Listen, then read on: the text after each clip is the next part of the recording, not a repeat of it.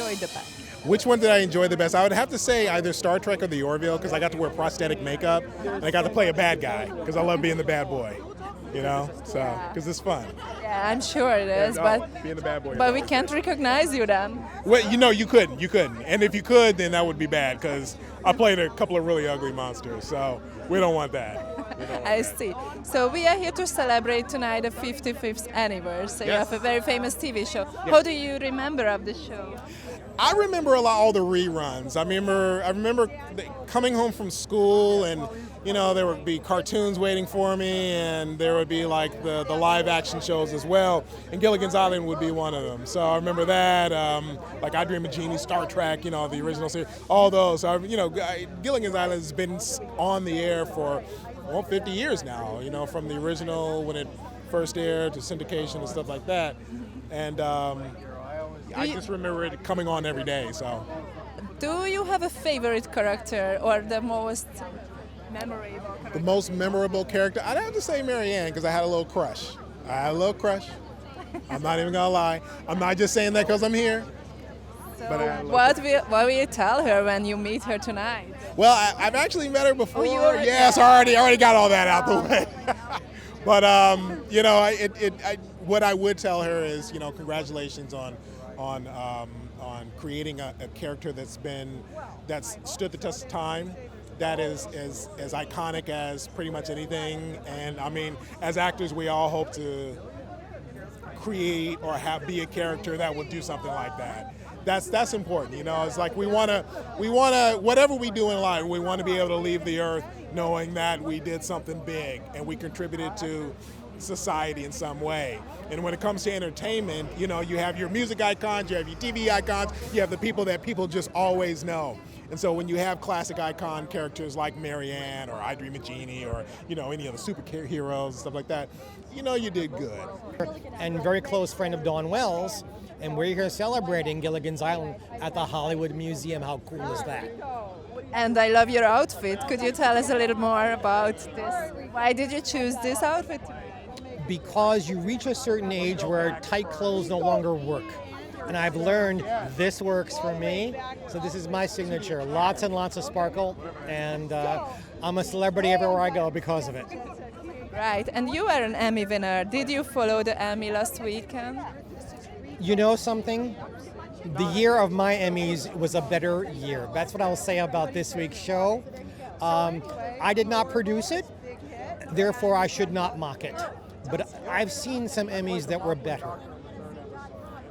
The universe is changing, the business is changing, and the Emmy Awards need to change with it to keep up with where we are in the 21st century. And I think we're seeing it growing from one thing into another, so we're watching growing pains, and that's okay. It will get better. We are celebrating this show. It's a 55th anniversary, which is pretty amazing that happened such a long time ago. So as the Emmys changed, do you think that the sitcoms change also? The sitcom evolves because you are today able to speak about much more adult things. Problem is the sitcom format. So we've been having sitcoms since radio days in America of the 1930s and 1940s. There's only so many stories to tell. So we are beginning to repeat ourselves a little bit. Gilligan's Island is a phenomenon because it was more popular for the second generation who watch it after school every day, 5 days a week. They're in love with Gilligan's Island, much more so than the original audience was watching it at night. So 2 generations or 3 have now grown up watching these castaways on that island. And I think it is a wonderful homage to Sherwood Schwartz and his wonderful writers and directors and that incredible cast and my dear friend Dawn Wells. So, Carolyn, yes, you are here to celebrate the 55th anniversary. Gilligan's Island. It was my first entree into comedy, the world of comedy, and I worshipped that show when I was a young girl. Just loved it. That was the funniest thing ever. Did you have a favorite character in the show? I loved the professor because he was so smart. He was so smart. I loved all the clothes that Ginger and Mrs. Howell wore, but I I love the professor. And you were a character in the True Detective, am I right? True Blood. So, I'm sorry, That's okay. you in True Blood. Yeah, that's right. Listen, True Detective, True Blood. It gets confusing. So could you tell us something about that work? What was your experience? On True Blood, it was the best experience to date that I have had on for an entire year. It was, every detail was taken care of. It was just like walking into a warm jacuzzi every day. It was that comfortable, that wonderful. Because of the crew or because of the whole? No, because it was warm, soapy water. No, because it was the crew, the cast. They just made you feel like family. The direction was phenomenal. The wardrobe was fantastic. The craft service and the catering was fantastic. It was a pampered experience. And that's, I haven't had a lot of those. I've had a lot where you have to change your clothes in the alley, but those pampered experiences, they're few and far between, and I want more of them. So. And if you could, if we could go back in time, and you could be one of the characters of your favorite sitcom show, because we are here to celebrate a sitcom. Sitcoms? Yes. So, what would be the favorite sitcom character you would like to be in this? Ethel Mertz from I Love Lucy. Thank you very much. Because Ethel, as far as I'm concerned, is, you don't get to be Lucille Ball without Ethel Mertz, without Vivian Vance. And Ethel her timing was, she was a masterclass. Lucy rehearsed, and she was also a masterclass, but Vivian Vance was an unsung genius. So Ethel Mertz. There you go. And the last question, how will you celebrate tonight? Do you have any plan to hang out with somebody? Or? How will I celebrate? Vivian, I'm going to eat a lot of guacamole if they have it in there. That's what I'm going to do. Is that your favorite food? My favorite food? No, my favorite food is my mother's meatloaf. But I'm trying to become a vegetarian. So I hope there's guacamole. Okay, and what brought you here tonight? Gilligan's Island, which is, of course, something we all grew up with, and it's just fun. Did you get the invitation from some friends or officially? What? Did you get the invitation from some friends or officially or? I got it from the museum. From the museum. Yeah. So, and I'm just curious. Who do you know from this crowd tonight? Who do I know from the show Gilligan's Island? So tonight there are so many celebrities showing up. My uncle was Geri. Well, I know everybody He here. was the director of Gilligan's Island. Did you work with them? What? Did you work with them? I guess. Yeah, a lot of people. Yeah, I mean, I just know tons of people here. We're all friends. So, but we're all here to support Dawn Wells. So. Finally. So this is the first sitcom what we had in America. So do you think that the sitcoms still have? Hard to hear you. Yes, sorry. Yeah. So I just want to talk about the sitcom itself. That what you think about it? That how did it change during these years? Well, how did sitcoms change? Yes. So what is your impression about Well, that? sitcoms now are. They'll say anything and do anything. It was Gilligan's Island and all those era shows was a much more innocent time, and I think better for children. What are your memories of Gilligan's Island? I just remember watching it every single week without fail. When I was at school at recess, we always played roles. We exchanged, although I was always Mary Ann. And, trying to figure out ways to get off the island. Yes, it's true. Do you think this type of story could work today, nowadays?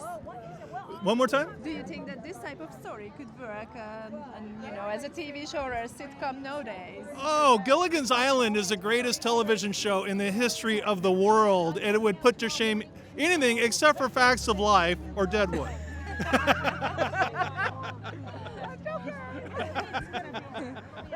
So Deborah, please tell us a little more about your career and your what are you doing nowadays? I'm having a very hard time One more hearing time. you. I apologize. So I'm just would like to know what is she doing nowadays? Oh, what are you doing nowadays? Well, I just finished a movie for I think Hallmark Channel. I think it's called Terror of the Bells, and I play a nun. And so that's kind of cool. It's a Christmas story, really wonderful Christmas story. And there's a lot of surprises, a lot of irons in the fire that I can't talk about right now. Top secret. Of this show? Oh, I adore the show. I adore the show. I used to watch it all the time. I adore the innocent humor. And there was a naivete, and then there was a goodness in it. And it was a situation that you wanted to be part of. You were always drawn into their story, their little drama, as you knew the answer and they didn't. There was a way of participating. It was a wonderful show. We don't have that anymore. We don't have a safe comedy to watch with your children. And there was always there was a little bit of lecturing in it, but very gentle. You know, there was I don't know. They were very endearing. Every one of the characters was endearing. Yeah. And you never questioned the fact that what they were living was not possible. When did you start to act? I started acting when I was 7, so 5 years ago. Wow. And what was your favorite role?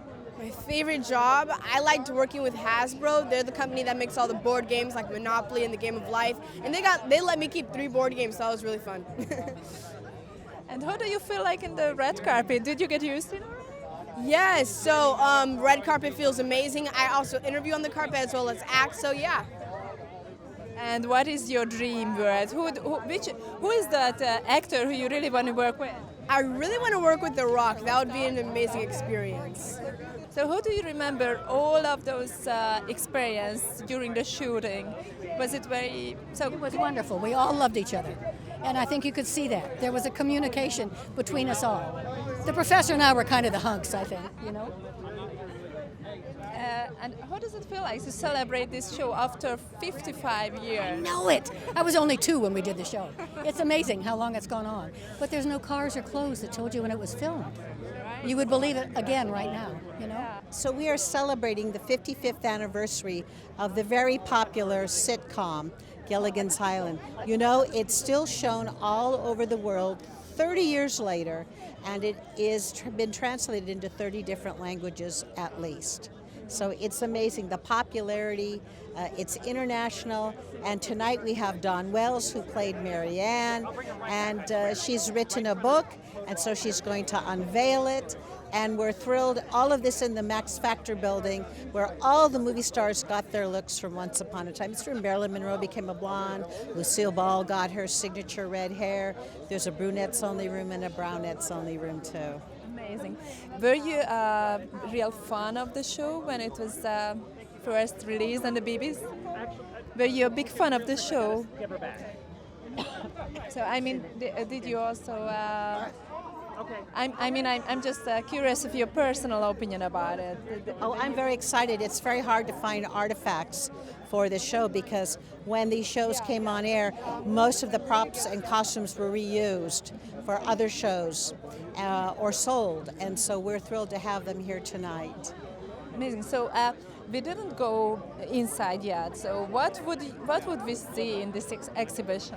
Well, what's exciting is you're going to see the iconic costume of Gilligan himself.